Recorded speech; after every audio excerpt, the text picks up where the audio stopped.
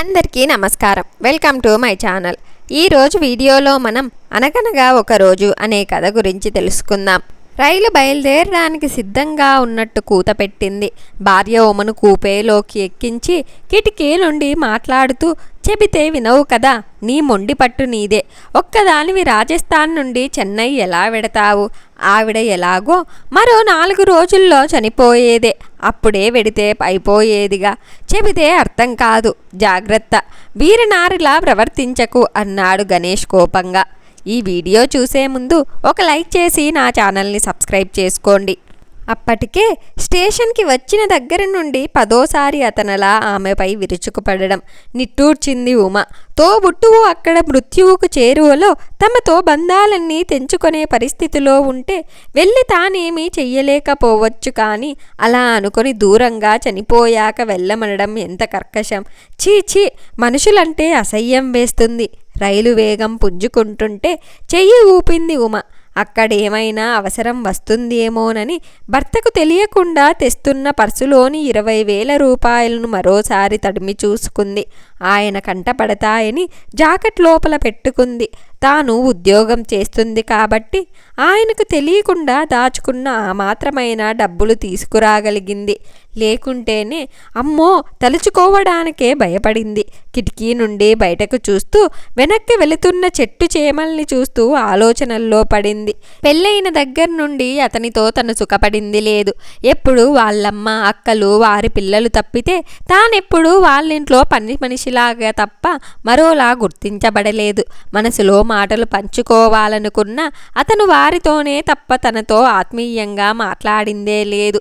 ఇక అతనే తనతో అలా ప్రవర్తిస్తే ఇంట్లో వారు ఇంతకన్నా మంచిగా ప్రవర్తిస్తారనేది కలలోని మాట. అసలు ఆయన తనకి గౌరవం, విలువ, ప్రేమ, అభిమానం, అనురాగం ఇస్తేనే కదా వేరెవరైనా ఇవ్వడానికి. పెళ్ళై 4 సంవత్సరాలైనా పిల్లలు కలగలేదని తన దగ్గర నసుకుతుంది అత్తయ్య. డాక్టర్ దగ్గరకు వెళితే తన దగ్గర ఏం తప్పు లేదన్నారు. ఆయనకు కూడా పరీక్ష చెయ్యాలి, తీసుకురమ్మన్నారు.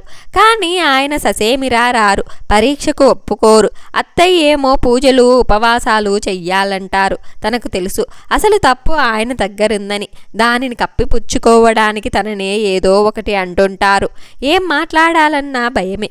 వారందరి సమక్షం తనకు ఊపిరాడనట్లుంటుంది. ఇంతకాలం అందరూ వరంగల్లోనే ఉన్నారు. గత 2 నెలల కిందట ఆయనకు ఉద్యోగరీత్యా రాజస్థాన్ ట్రాన్స్ఫర్ కావడంతో తను అక్కడికి వెళ్ళిపోయారు. అయినా రోజు ఆయన ఫోన్ చేస్తూ సలహాలు వాళ్ళమ్మ వాళ్ళ నుండి తీసుకుంటూనే ఉంటారు. తానేమీ సమిష్టి కుటుంబరాలిని వ్యతిరేకిది కాదు. చాలా ఇష్టపడుతుంది అందరూ కలిసి ఉండడాన్ని. కానీ మాట మాటకు ప్రతి చిన్న పనికి సహనాన్ని పరీక్షించేలా మాట్లాడే వారి ధోరణిని జీర్ణించుకోలేకపోతుంది. అక్క మాధవికి బ్రెయిన్ క్యాన్సర్ వచ్చి అమ్మ వాళ్ళు, అక్క, బావ వాళ్ళు చాలా బాధపడుతున్నారు. గత కొద్ది కాలంగా అది చాలా ఎక్కువయ్యింది. నిన్న నాన్న ఫోన్ చేసి అక్క కోమాలో ఉంది, కేవలం రోజులే అన్నారు డాక్టర్లు అని ఏడ్చాడు. ఈ విషయం విన్నాక తన ప్రాణం ఎలా నిలుస్తుంది? కనీసం అక్క కడగంటి చూపుకైనా నోచుకోవద్దా? చిన్నప్పుడు ఎన్ని ఆటలాడుకున్నారు, ఎన్ని కలలు కన్నారు. బావ చాలా మంచివాడు. అప్పటికే ట్రీట్మెంట్ కోసం లక్షలు ఖర్చు పెట్టాడు. ఏం లాభం లేదు. డాక్టర్లు ఎప్పుడో చెప్పారు, బ్రతికే కాలాన్ని కొంచెం పొడిగించగలమే కానీ పూర్తిగా నయం చెయ్యలేమని. బావను చూస్తే బాధనిపిస్తుంది. కనీసం ఓదార్పు మాటలైనా మాట్లాడవద్దా? ఏకంగా చనిపోయాక వెళ్ళమన్నాడు భర్త. ఎంత అమానుషం! తనే కనుక ఇలా ఉంటే ఎంత డబ్బు పోసినా పోయేదే కదా, దానికింత ఖర్చెందుకు అని చనిపోగానే పాతరేసేవారేమో. ఇప్పుడు వెళతానని తాను పట్టేసరికి ఆయనను సెలవు దొరకలేదని వద్దన్నారు. సెలవు దొరికినా ఆయన రారని, సెలవు దొరకకపోవడం కేవలం ఉత్తి మాటేనని తనకు తెలుసు.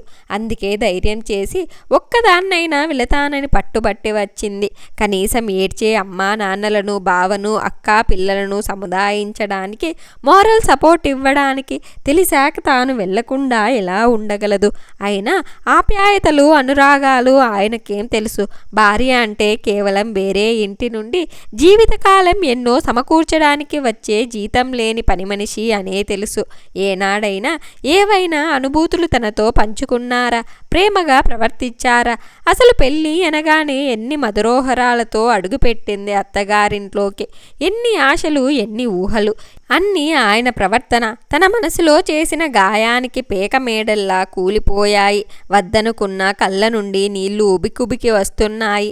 ఆమెకు బెహన్జీ క్యోం రో రహీ హో, క్యా హువా? ఎదురు సీట్లో కూర్చున్న ఇద్దరు యువకుల్లో ఒక యువకుడు అడుగుతున్నాడు.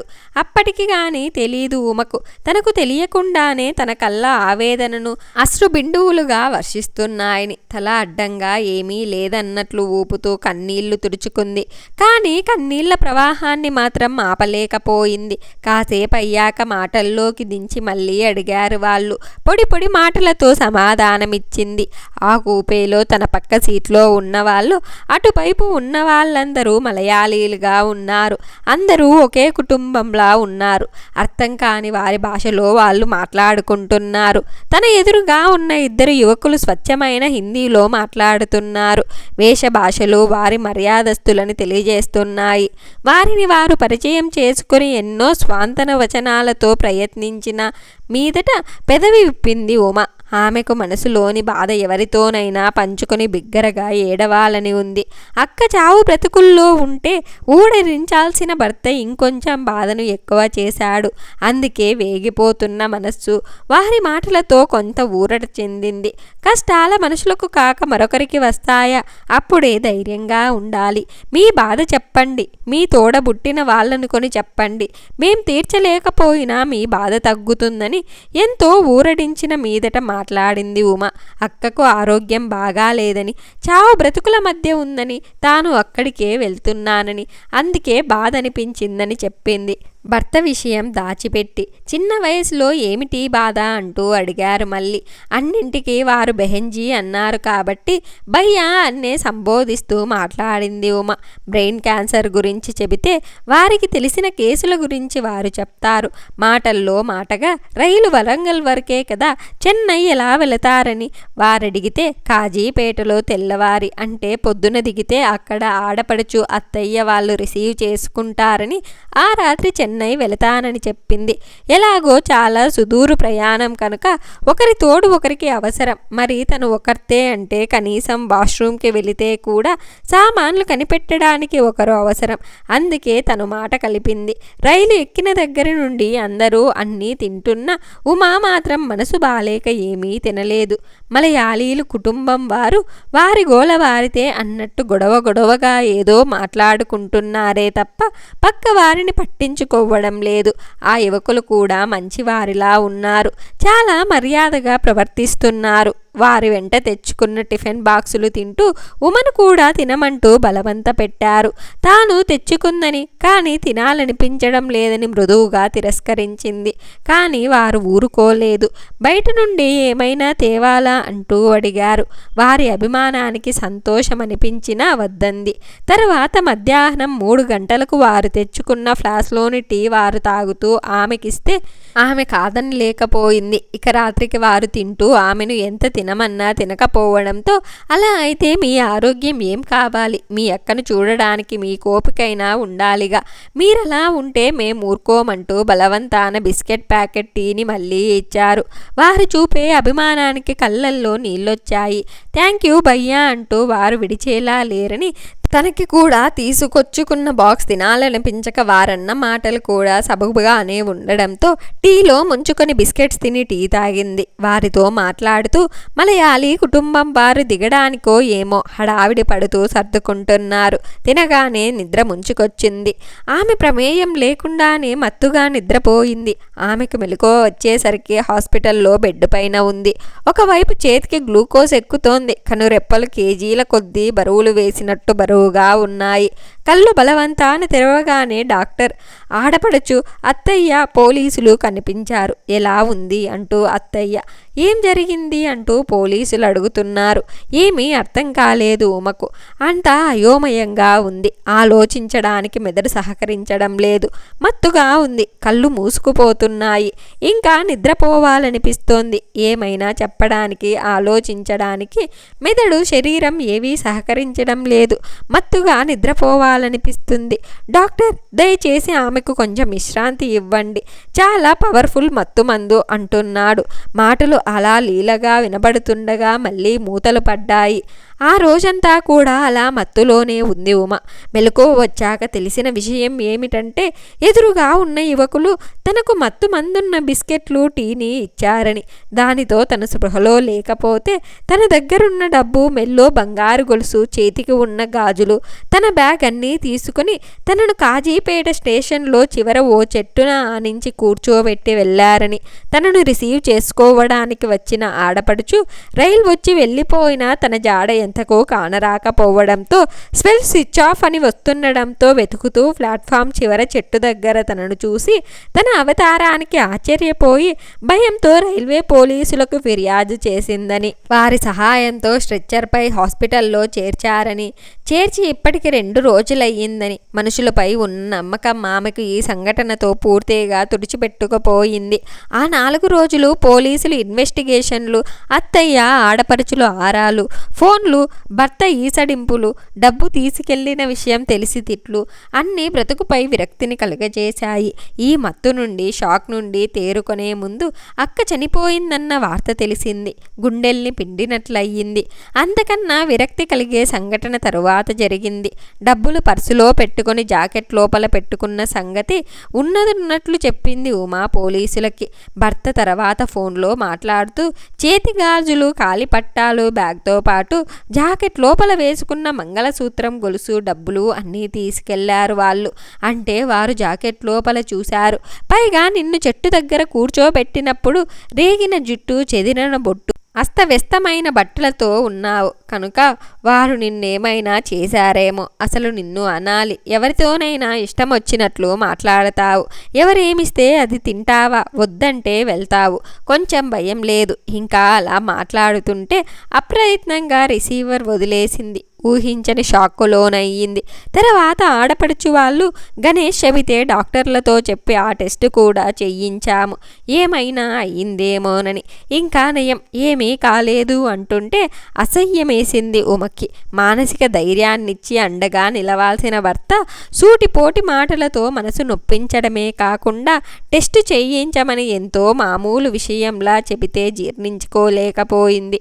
అసలు అంత నమ్మకం లేనిది ఇక ముందు అతనితో కాపురం ఎలా చెయ్యగలుగుతుంది? ఇంతకాలం ఎన్ని రకాలుగా బాధ పెట్టినా ఈ విషయాలతో అమ్మా నాన్నలకు బాధ పెట్టలేక, ఈ వయసులో వారిని కష్టపెట్టడం ఇష్టం లేక ఏమీ చెప్పలేదు. మనసుకే సర్ది చెప్పుకుంది. ఇప్పుడు అణువణువున అతని పట్ల అసహ్యం పేరుకుపోయింది. అక్క చనిపోవడంతో అన్యమనస్కంగా చెన్నై వెళ్ళింది. కానీ మనసంతా విరక్తిగా, నిర్వేదంగా మారిపోయింది. అక్క చనిపోయిన 10వ రోజున తనను తీసుకెళ్లడానికి వచ్చిన భర్త అక్క పోయిన దుఃఖంలో ఎలా ఉన్నావని అడగడం మరిచి వీరనారిలా బయలుదేరావు. ఎవడు పడితే వాడితో రాసుకు పూసుకు మాట్లాడతావా? చీచి, అంతా మా కాలేజీలో ఇలా జరిగిందంట కదా అంటూ పేపర్లో చూసి అడిగితే తలెత్తుకోలేకపోయాను. వాళ్ళు నీ శరీరంలో ఇంకా వేటిని ముట్టుకున్నారు. ఇలా మాట్లాడుతుంటే ఇంకా ఆవేశాన్ని ఆపుకోలేకపోయింది. ఇంకా ఆపండి. ఛీ, మీరు మనుషులేనా? అక్కపోయిన దుఃఖంలో ఉన్న వారిని ఓదార్చాల్సిన విధానం ఇదేనా? నేను ముందే చెప్పాను. నేను బాధలో ఉంటే వాళ్ళు బెహెంజీ అంటూ మాట్లాడుతుంటే మంచి వాళ్ళనుకున్నాను. ఏమీ తినలేదని టీ ఇస్తే తాగాను అంటే దాన్ని ఇంత ఘోరంగా చిత్రీకరించుకున్నాను. ఒకవేళ నిజంగా ఏమైనా జరిగినా మీకు ప్రేమే కనుక ఉంటే అందులో నా ప్రమేయం లేదు కాబట్టి మీ అనురాగంతో స్వాంతన ఇవ్వాలి. ఇదే మీ చెల్లెలికి అయితే ఇలాగే అనేవారా? అనుక్షణం చిత్రవేద చేసే మీతో ఇక ముందు సంసారం కూడా చెయ్యలేను. ఏదో నా కోసం మీరు త్యాగం చేసినట్లు ఉదారంగా నన్ను ఏల్కోనక్కర్లేదు. ఇప్పుడే విడాకులకు అప్లై చేస్తాను. గుడ్ బాయ్ అంటూ చెరచెరా వెళ్ళిపోయింది ఉమ. ఈ రకమైన తిరుగుబాటు ఊహించని గణేష్ నిశ్చేష్టుడయ్యాడు. అయ్యాడు. ఎప్పటిలా ఎన్ని మాటలన్నా వాళ్ళ అమ్మా నాన్నల కోసమై తనను బ్రతిమిలాడి తన తప్పును క్షమించమంటుందని, తను ఉదార స్వభావుడిలా చేరదీస్తున్నట్లు పోజు కొట్టవచ్చని ఆశపడ్డాడు.